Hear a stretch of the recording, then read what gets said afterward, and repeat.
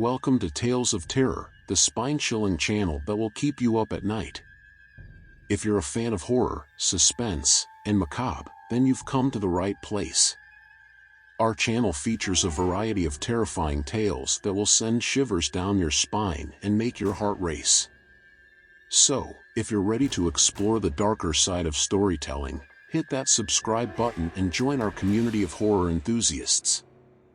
We promise to keep the scares coming and the nightmares alive.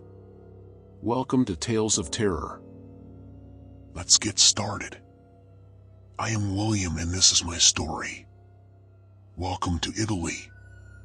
The moment I set foot on this enchanted land, a symphony of feelings resounded within me. It was as if the air was whispering tales of ancient ruins and Renaissance art, burning my heart with anticipation. Traveling is a global dream, and Italy holds a special place in the hearts of many. My long-awaited pilgrimage to this captivating country is finally becoming a reality.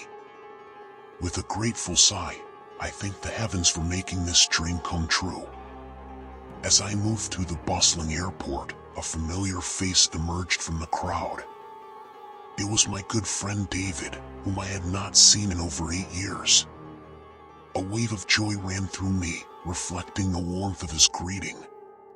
David has been living in Italy all this time, and fate has set our paths once again. I didn't know that this meeting was such an extraordinary surprise. David managed to secure me an amazing opportunity.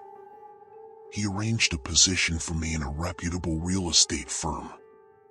The company was about to implement a huge project in America, and as a real estate engineer, I was assigned to manage it. Italy welcomed me not only with its rich culture and history, but also with a new chapter in my life. The harmonious blend of past and present paints a vivid palette of possibilities. With every step I took on this Italian land, I knew my journey had just begun, leading me on a path of extraordinary exploration, growth, and adventure. David led me to his house, nestled amidst a picturesque countryside reminiscent of idyllic dreams. Each family in this neighborhood possessed a spacious abode, offering a sense of tranquility that echoed throughout the area. The serenity was almost eerie, as the streets remained devoid of any sound, despite a bustling market nearby. It was an oddly peaceful respite. David's house, a grand structure, stood tall with its 2 floors and an intriguing 3rd floor. The latter had its own set of stairs and a distinct door, piquing my curiosity. However, I refrained from questioning David about it, choosing to leave the mystery untangled. After entering the house, I succumbed to fatigue and dozed off briefly, my hunger gnawing at me. As the clock struck 7 in the evening, I awakened, drawn to the window. I gazed outside, immersing myself in the extraordinary view that unfolded before my eyes, an uncommon sight I seldom encountered in my daily life. In the distance, I spotted an elderly woman. She stooped back supported by a pair of walking sticks. She ambled gracefully, seemingly unhindered by her frailty. To my surprise, she unlocked the door to the enigmatic 3rd floor, disappeared inside, and quietly closed the door behind her. However, before doing so, she cast a piercing glance in my direction, as if conveying her displeasure at my presence. Later, while enjoying a meal with David, our conversation drifted toward the state of affairs in America.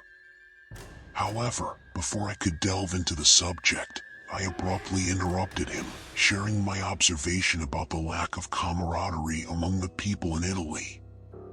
Puzzled, David inquired as to why this was the case. I recounted the incident with the old lady, her disdainful gaze etched in my memory. "What is this?" David's voice trembled with a mix of indignation and curiosity.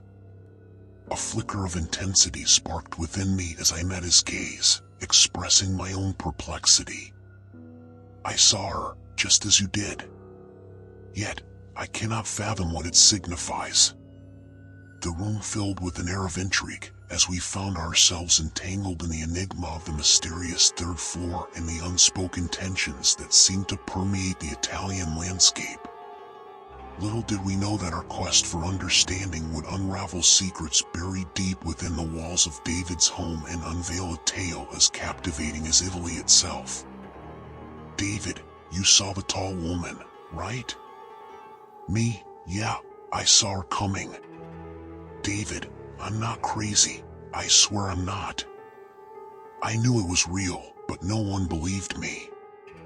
I couldn't even trust my own eyes, doubting what I saw. But now that you confirm it, it's undeniable. Me, slow down, my friend. What are you talking about? Who is this woman?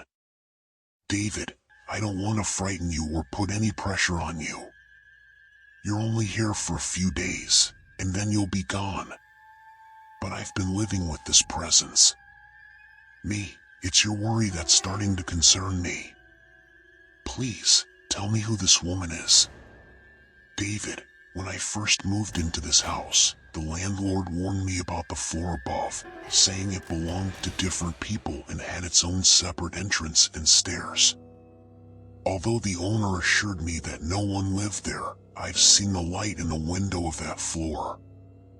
And then, I started seeing an old woman standing by the window. I even spoke to the landlord about it, but he dismissed it, claiming I must be imagining things. However, what I discovered next troubled me deeply. A friend of mine, who resides nearby, informed me that there was a fire on that floor. But that's not the most unsettling part. They found the body of an old woman with symbols of black magic etched on her hands. It was as if she had been attempting to bury herself beneath the floor tiles. You know me, I'm not one to believe in magic and supernatural stuff, but here in Italy, especially in this region, they greet you with good morning, and witchcraft is deeply embedded in their culture.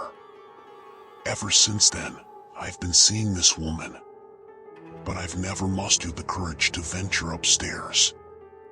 I'm afraid of what might happen to me if I do. The atmosphere grew heavy with a chilling aura, as David's revelations sent shivers down my spine. An air of mystery and darkness enveloped the house, entwining our fates with the spectral presence on the forbidden floor. The old woman's eerie existence lingered like a haunting melody, leaving us both teetering on the precipice of fear and curiosity. Me, well, why don't we go and see if someone's home or not? We'll be each other's cheerleaders and won't even be scared of Italian goblins. No way. David, it has lured me into its grip, and I must admit, I'm strangely drawn to it. Let's venture out. David got 2 flashlights, one for himself and one for me, and we ascended the stairs to the top floor. With each step, an unsettling odor, like that of a demonic presence, infiltrated my senses. It felt as though something was burning right then and there. The further we climbed, the stronger the malevolent spirit grew, suffocating me with its intensity. I began to hear whispers resonating deep within my being, urging me to utter the word Fantasia. I halted and turned to David, seeking an explanation for this peculiar word. He gazed back at me and said, Phantasma. It means ghost, but in Italian. A shiver ran down my spine as I realized the weight of the situation. Fear gripped me, making it difficult to move, yet David swiftly darted ahead, beckoning me to follow. Reluctantly, I chased after him, reaching the apartment door adorned with peculiar graffiti. David informed me that they were magical symbols. The words of my friend rang true, this house was cursed. Together, we broke through the door, stepping into a realm of dilapidation. The room resembled a forgotten ruin, with shattered tiles and gaping holes. However, what struck me as truly peculiar were the depths of those holes. I tossed a brick into one of them, expecting to hear the sound of impact, but it vanished into an abyss of silence. I attempted to illuminate the hole, hoping to discern its depth. We needed to move to uncover the secrets that lay hidden within this eerie abode. Peering into the abyss of the hole, I encountered a creature so terrifying that words fail to describe its horror. Its bald and naked form sent chills down my spine. Its body emanated a fiery red hue, while its eyes gleamed with a soulless blackness. Jagged teeth and razor-sharp claws adorned its menacing figure, enabling it to scramble out of the hole and lunge toward me. I attempted to evade its grasp, knowing that another creature was poised to emerge from a nearby aperture. But my efforts were in vain, as a third abomination erupted from yet another hole, launching a relentless assault upon me. The house had transformed into a nightmarish portal, unleashing a legion of terrifying creatures from every orifice. I fled in sheer panic, racing down the stairs while the haunting phrase phantasma continued to echo around me. Gratitude overwhelmed me as I managed to escape the confines of that accursed dwelling. Once outside, I cast a glance upwards, only to find the woman standing in the window, glaring at me with seething anger. She promptly contacted the police, and they swiftly arrived on the scene. However, upon entering the apartment, they discovered no trace of David or the ominous holes that had disgorged the monstrous entities. David had vanished without a trace. In the aftermath of this harrowing ordeal, I returned to America on the first available flight, consumed by an overwhelming loathing for travel and everything associated with it. The traumatic experience haunted me to the core, necessitating 5 years of therapy under the care of multiple psychiatrists to extricate myself from its clutches. Now, you may wonder why I am recounting this tale. The reason is simple. I am about to embark on another journey to Italy next week, and an insatiable curiosity gnaws at me. The morbid allure of the unknown beckons, compelling me to confront the demons of the past and face the shadows that loom over the land. Today's story is over. Our stories are not over yet. See you tomorrow in a new day of horror.